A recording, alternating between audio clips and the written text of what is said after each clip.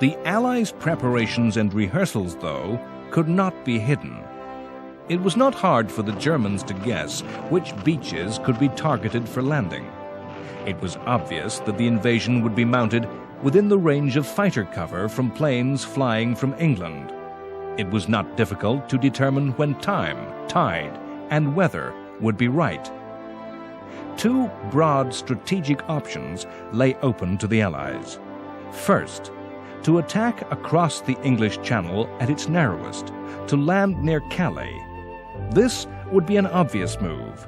Once established, Allied forces would have a short thrust into southern Germany.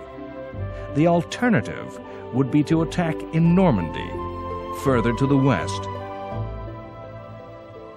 The Allied forces mounted a complex campaign of deception aimed at fooling the Germans into thinking that an invasion was to fall on Calais, when in fact the attack was to be made in Normandy. A phony military formation was created, the 1st U.S. Army Group. This imaginary unit was based opposite Calais. The Germans were able to listen in to signals passed between fictional units. Vast arsenals of weaponry could be spied by German reconnaissance, inflatable tanks, and dummy aircraft.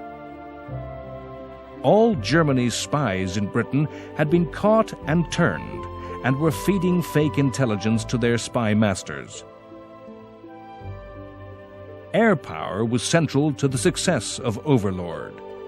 In the Italian campaign at Salerno and Anzio, well-organized German troops had quickly brought up reserves against Allied amphibious landings. The first days and weeks of the invasion would be a race between the two armies to bring reinforcements into action. Air power was crucial to the Allies winning that race, attacking the roads, the railways, and the bridges the German army would use. In April and May 1944, more than 11,000 aircraft of all types flew 200,000 sorties against targets in France. Communications, airfields, military bases, coastal guns, and radar stations. The railway system of northern France was almost entirely destroyed. The air forces were important in the deception, too.